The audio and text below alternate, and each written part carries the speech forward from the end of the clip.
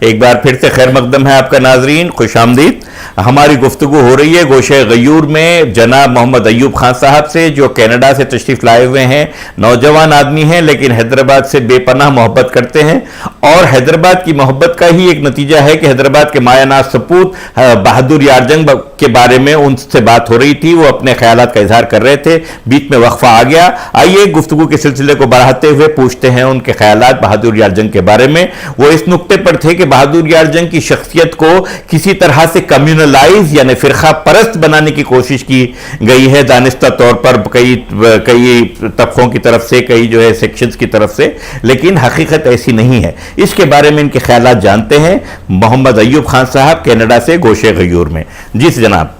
بہادر یار جنگ، نواب بہادر یار جنگ کو اکثر جو نیشنلسٹ ہسٹری ہے اس میں اس قسم سے اس طریقے سے پورٹرے کرنے کی کوشش کی جاتی ہے کہ وہ نہایت ہی کمیونل تھے اور جو ہے صرف مسلم مفادات کے لیے ہی جو ہے وہ ڈیڈیکیٹڈ تھے، مگر اگر ان کی سوانح اور ان کے خیالات اور ان کے خطوط اور تقاریر کا اگر گہرائی سے مطالعہ کیا جائے تو پتہ چلے گا کہ وہ کتنے اعلیٰ ظرف کے اور بڑے دل کے جو ہے حامل تھے۔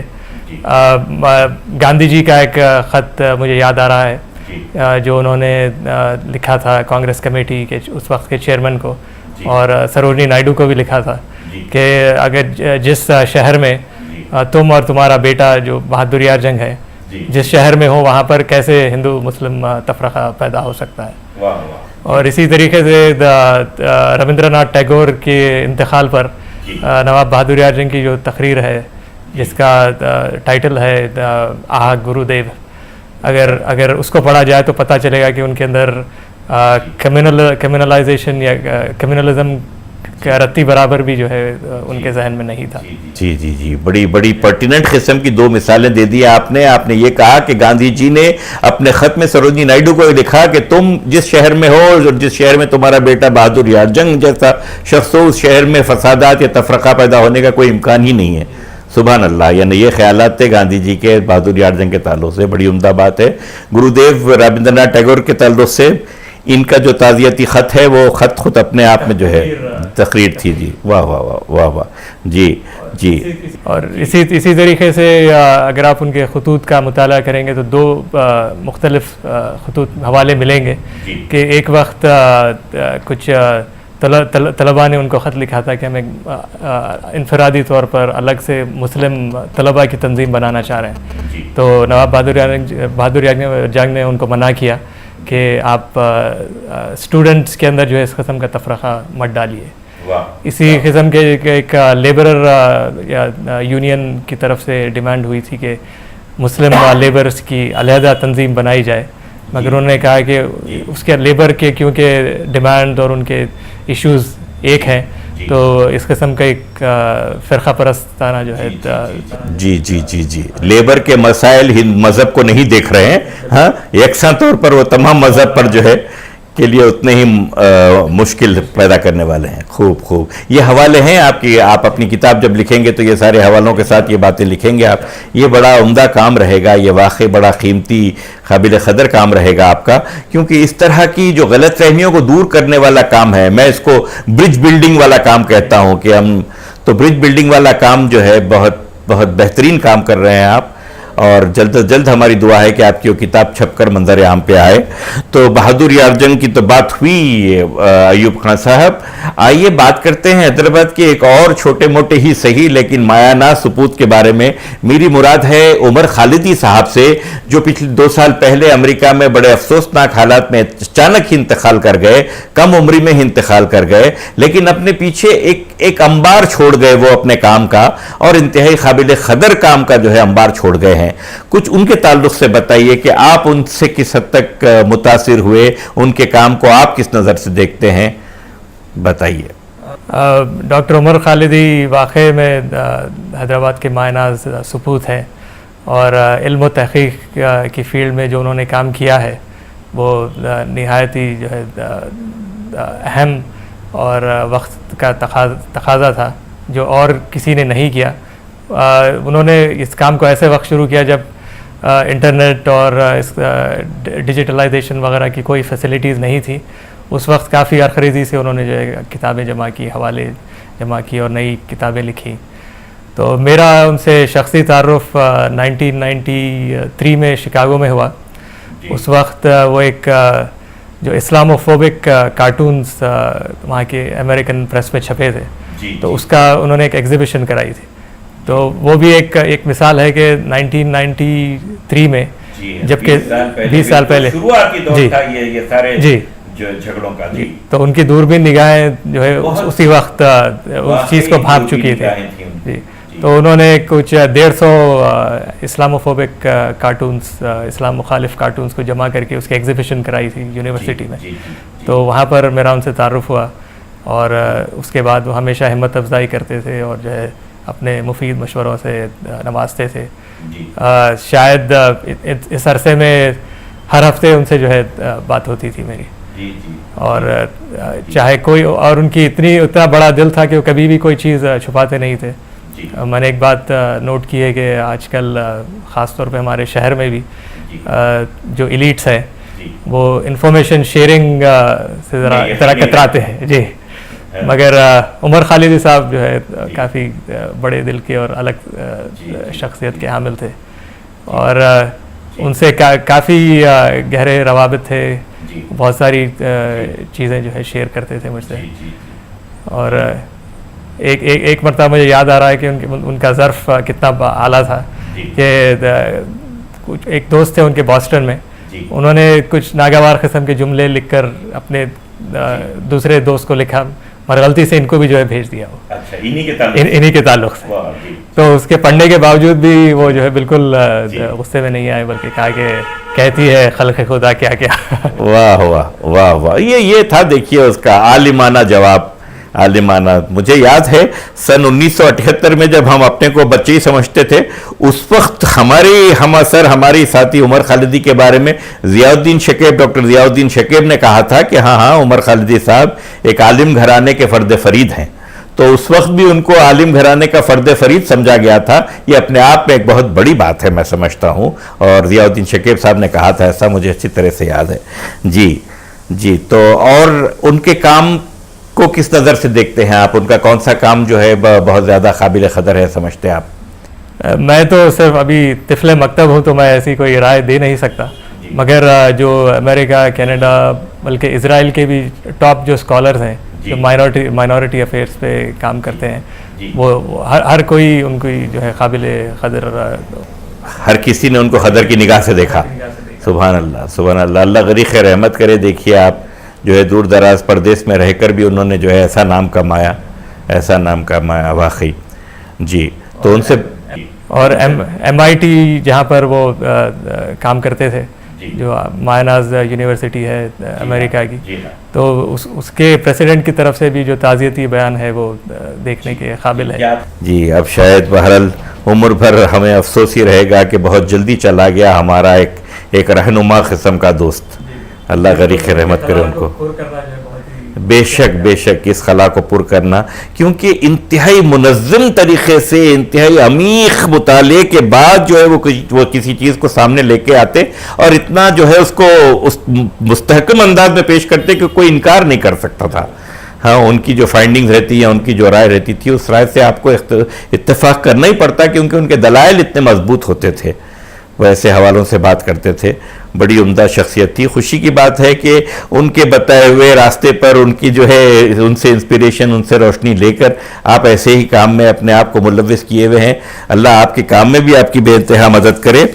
تو اور بتائیے, نارتھ امریکہ میں یہاں پہ ایک عام تصور لوگوں کے ذہن میں یہ تھا پہلے, اب شاید کسی قدر کم ہوا ہے, کہ بھئی وہاں امریکہ چلے جائیں گے تو ذرا بے دین ہو جائیں گے. لیکن آپ جیسے نوجوانوں کو دیکھ کے یہ محسوس ہوتا ہے کہ بھئی دین سیکھنا ہو تو جو ہے امریکہ جانا چاہیے, کیونکہ وہاں رہ کے آپ دین میں بھی بڑے پختہ ہو جاتے, آپ کی زبان بھی جو ہے اچھی ہو جاتی. ماشاءاللہ, اتنی عمدہ زبان, اتنی بامحاورہ زبان بول رہے ہیں آپ. تو ایجوکیشنل سین کیا گھر کا کچھ الگ ہے اور یونیورسٹی اور اسکول کالج کا الگ ہے, جس کی وجہ سے وہاں پر ابھی دین کچھ سنبھلا ہوا ایسا دکھتا ہے؟ دین کے تعلق سے دونوں چیزیں ہیں. کہ کچھ لوگ بالکل ہی ترک کر چکے ہیں دین کو، اور دوسری طرف جو ہے اس کو سختی سے تھامے ہوئے بھی ہیں. تو ایک رول تو گھر کا جو ہے ماحول بہت بڑا رول پلے کرتا ہے اس کے اندر، اور اس کے علاوہ جو مسجد ہے، مسجدوں کے اندر جو لوگ جتنے زیادہ جڑے ہوئے ہیں وہ لوگ جو ہے پھر لگے رہتے ہیں اس کے اندر، اور وہاں کی مساجد میں ویکینڈ سکولز بھی چلتے ہیں. تو اس سے ایک رابطہ اور جو ہے مسلم کمیونٹی کا جو کانسیپٹ قائم ہو جاتا ہے. اور اس کے علاوہ آج کل کی جو نئی پیڑھی ہے وہاں کر جو بالکل ہی وہیں کینیڈا میں پیدا ہوئی اور وہیں جو ہے تعلیم حاصل کی اور وہیں نشو و نما پا رہی ہے، تو اس کا بھی کافی گہرائی سے تعلق دین کے ساتھ قائم ہو رہا ہے. تو ابھی پچھلے ہفتے کینیڈا میں حلال فیسٹیول کے نام سے کافی ایک کامیاب ایونٹ ہوا. اس کے اندر مختلف قسم کے حلال کھانے مختلف ممالک کے، تو اس قسم کی ایکٹیویٹیز سے جو ہے دین سے جڑے رہنے کا ایک ذریعہ. غیر اقوام میں جو ہے مذہب کے تعلق سے کوئی رغبت بڑھ رہی ہے، خود ان کے مذہب یا مذہب اسلام یا دوسرے مذاہب کے تعلق سے. ایک طرف بے دینی بے انتہا بڑھتی ہوئی نظر آتی ہے، تو دوسری طرف خصوصاً خواتین میں، پڑھی لکھی خواتین میں دین کی ترقی رغبت بھی کچھ زیادہ ہی نظر آتی ہے. تو ایسا ہو رہا ہے، آپ کی کیا رائے ہے؟ کینیڈا کی حد تک جو جنرل پاپولیشن ہے وہاں کا، مسلم اور غیر مسلم سب کو اگر دیکھا جائے تو چرچ سے تو وہ لوگ کافی کٹ چکے ہیں، مگر انفرادی طور پر وہ کافی روحانی اسپریچولیٹی اس کے اندر ان کی رغبت بڑھتی جا رہی ہے. اور جہاں تک مسلمانوں کا تعلق ہے، کینیڈا کے اندر اس وقت سب سے زیادہ ترقی کرنے والا مذہب لیٹسٹ سینسس کے ریکارڈز بتاتے ہیں. تو اب کچھ 2.5% پاپولیشن ہے وہاں کا، اور نہایت ہی جو ہے بڑھتا جا رہا ہے ہر سال. جی ایسی ہی کچھ اطلاعات فرانس سے بھی آ رہی ہیں، برطانیہ سے بھی آ رہی ہیں، امریکہ کے تعلق سے بھی سننے کو ملتا ہے. جی خصوصاً خواتین میں بڑا جو ہے یہ مذہب بڑا پاپولر ہو رہا ہے، یوں سننے کو ملتا ہے. اور دوسری طرف یہ بھی سننے کو مل رہا ہے کہ بھائی برقع روکو، حجاب مت پہنو، یوں نہیں کرو، اس کے خلاف بھی بڑے مظاہرے ہو رہے ہیں. بہرحال اردو کے تعلق سے وہاں کی حکومتوں کا موقف کیسا ہے؟ وہ کس حد تک فروغ دیتے ہیں یا کوئی آسانیاں مہیا کرتے ہیں اردو کے فروغ کے لیے؟ کچھ جانتے ہیں آپ؟ جی، تو کینیڈا کیونکہ آفیشیلی ملٹی کلچرل ملک ہے، تو بین ثقافتی مطلب وہاں کی آفیشیل پالیسی میں انکلوڈڈ ہے. تو اس وجہ اس لیے وہاں پر اردو کے فروغ کے لیے بھی فنڈز وغیرہ کی کوئی کمی نہیں ہے. ٹورانٹو اور گرد و نواح کے جہاں پہ کافی ہندوستان پاکستان کے لوگ بستے ہیں، وہاں کے اسکولس میں اگر آپ اردو لینا چاہیں ایز آپشنل سبجیکٹ تو وہاں پہ وہ فیسلٹی بھی اویلیبل ہے. یہ الگ بات ہے کہ ہمارے اکثر بچے پڑھتے نہیں پڑھتے، مگر وہاں پہ باضابطہ ٹیچرز بھی اپوائنٹڈ ہیں، اور فیسلٹی اگر کوئی چاہے تو لے سکتے ہیں وہاں پر. اور اس کے علاوہ مختلف تنظیمیں ہیں وہ بھی کام کر رہی ہیں. ایک حیدرآباد ہی کی شخصیت ہے ناظم الدین مقبول صاحب، وہ پہلے پاکستان چلے گئے تھے، پھر وہاں سے کینیڈا آ گئے. تو وہ ویکینڈ پہ جو ہے 3 گھنٹے اردو کی تعلیم بچوں کے لیے کرتے ہیں. تو ہر سال کچھ 150 بچے اردو کی بنیادی تعلیم وہاں سے جو ہے حاصل کرتے ہیں. کم سے کم اخبار پڑھنے کی صلاحیت ان میں پیدا ہو جاتی ہے. اور اس کے علاوہ مختلف ادبی تنظیمیں ہیں، حلقہ ارباب ذوق اور اردو اکیڈمی. تو یہ اپنی ماہواری نشستیں جو ہے رکھتی ہیں جس کے اندر علم و ادب کی گفتگو ہوتی ہے، اور مشاعرے بھی ہوتے ہیں، خاص طور پہ گرمیوں میں کیونکہ چھٹی ہوتی ہے وہاں پر. تو مہینے میں 2-3 بڑے مشاعرے جو ہے نارمل طور پہ ہوتے ہیں.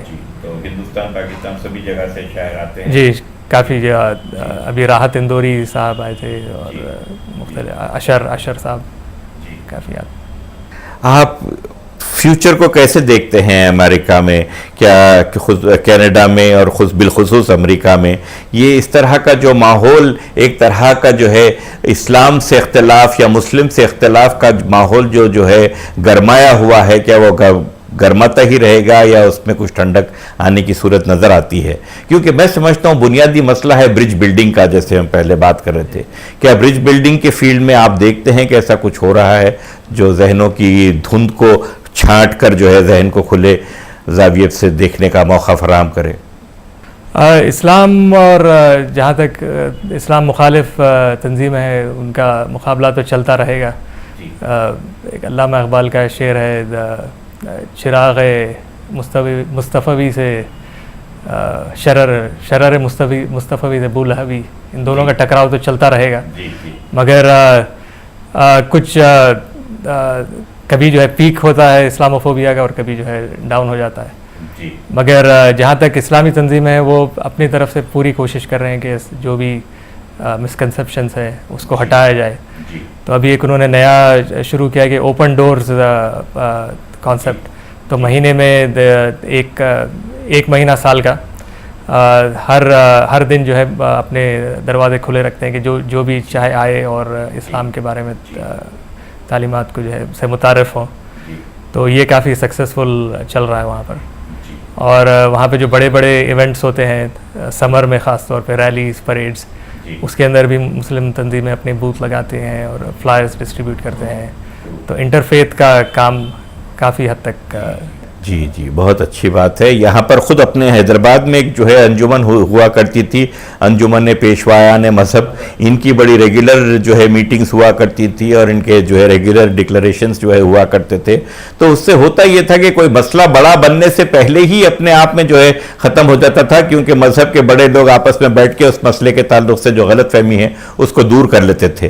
یہ ایسا دنیا بھر میں ہونا چاہیے. تو مجھے یاد ہے مولانا غوث خاموشی صاحب مرحوم بھی جو ہے اس میں کافی ایکٹیو رہا کرتے تھے. مجھے خوشی ہے کہ آپ اپنی کم عمری کے باوجود تاریخ کے ایسے اشخاص کا بھی جو ہے ذکر بڑی روانی سے کر لیتے ہیں, جیسے کہ آپ نے ان کو خود دیکھا ہو, ان کا خود سمجھا ہو. حال دیکھا ہوگا آپ نے, لیکن جس عمر میں آپ نے ان کو دیکھا اس عمر کی تو فلمیں بھی یاد نہیں رکھتے لوگ. یہ تو بڑے سنجیدہ موضوعات ہیں. ہاں, ان کو یاد رکھنا بڑی بات ہے. آپ کی جو ہے علم دوستی, آپ کی جو ہے انسان دوستی کا ثبوت ہے. یہ بڑی خوشی کی. جی ایسے مولانا حالی کے بارے میں کہا جاتا ہے کہ وہ بچپنے میں ہی بوڑھے ہو گئے. تو حالانکہ میرا کوئی تقابل نہیں ہے ان سے, تو میں بھی بچپنے میں ہی میرے بال سفید ہو گئے.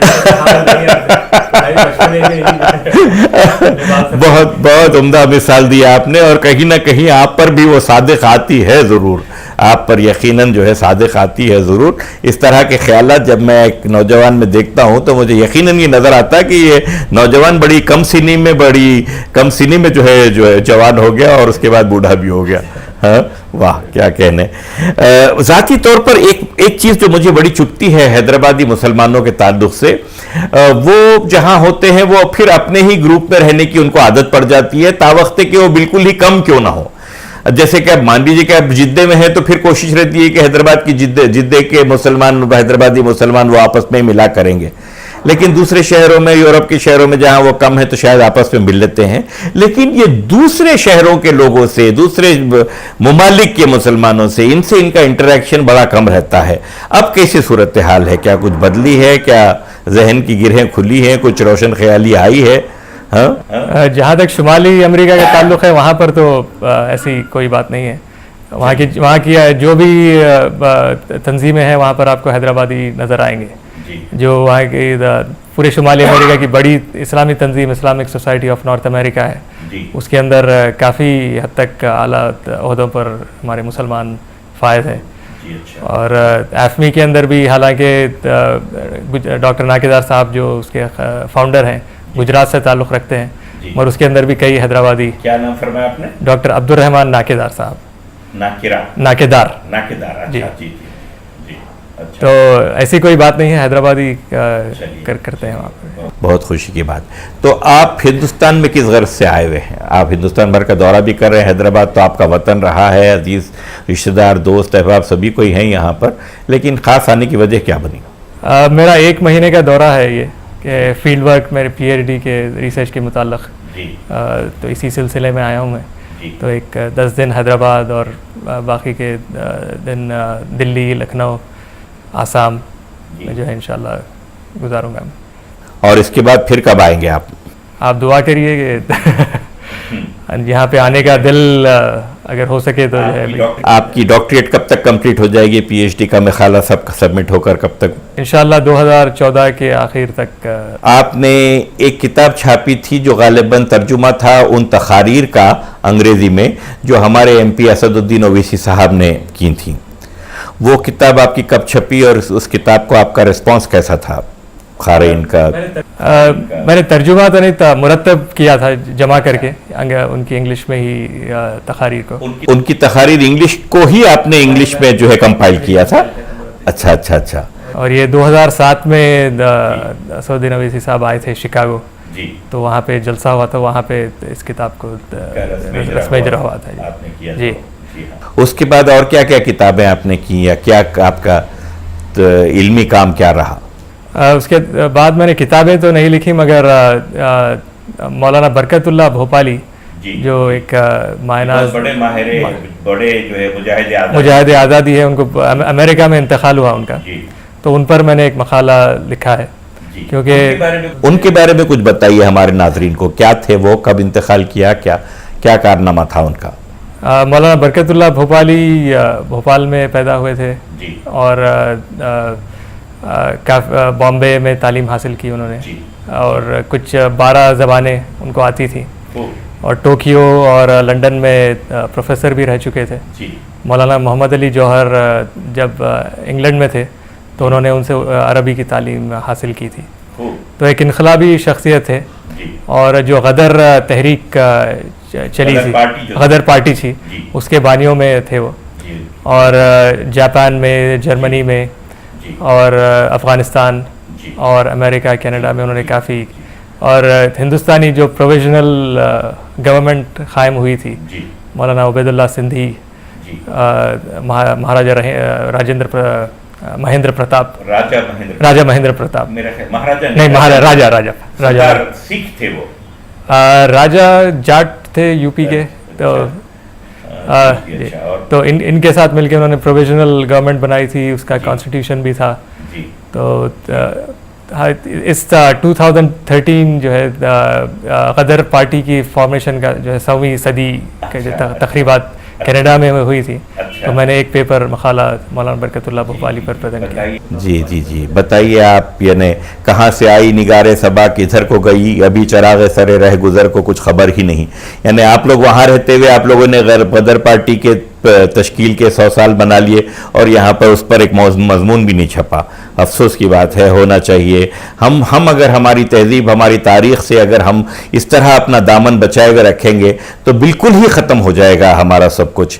ہمارا ایک بہترین ورثہ ہے، اور اس ورثے کو سنبھالے رکھنے کے لیے ہمارے لیے لازم ہے کہ نہ صرف ہم اس کے تعلق سے جو ہے تحقیق کرتے رہیں بلکہ اس کی تشہیر بھی کرتے رہیں. اور ساتھ ہی ساتھ ناظرین، میں آپ لوگوں سے بھی یہ گزارش کرنا چاہوں گا کہ آپ لوگ جو ہے اس طرح کا ورثہ جو کسی نہ کسی ذریعے سے ہماری کوشش ہوتی ہے، گوشے غیور کی کوشش ہوتی ہے، روبی چینل کی کوشش ہوتی ہے کہ وہ آپ تک پہنچائیں، اس ورثے کے تعلق سے پھر آپ لوگ اپنی فہم کو استعمال لائیں اور مزید معلومات حاصل کرنے کے لیے کوشاں ہو جائیں. کیونکہ یہی وراثت ہے جو ہمارے بچوں کو، ہماری آنے والی نسلوں کو ایک وقار کے ساتھ زندہ رہنے کا سلیقہ عطا کریں گی، اور ایک پہچان کے ساتھ زندہ رہنے کا سلیقہ عطا کریں گی. تو ناظرین، آج ہماری انتہائی مفید قسم کی معلوماتی جو ہے گفتگو ہوئی ہے جناب محمد ایوب خان صاحب سے، جو کینیڈا سے تشریف لائے تھے، اور ان کا حیدرآباد پر بہت سارا کام ہے اور وہ آئندہ بھی کام کرتے رہیں گے. تو ہم ان سے آپ کو پھر ملاقات کرائیں گے کسی اور موقع پر. جب تک کے لیے ہمیں آپ سے اجازت چاہنی پڑے گی. جب ہم اپنی نئی نشست لے کر پھر آئیں گے، اس وقت تک کے لیے آپ اپنے میزبان انعام الرحمان غیور کو اجازت دیجیے. بست شکریہ. خدا حافظ. فی امان اللہ.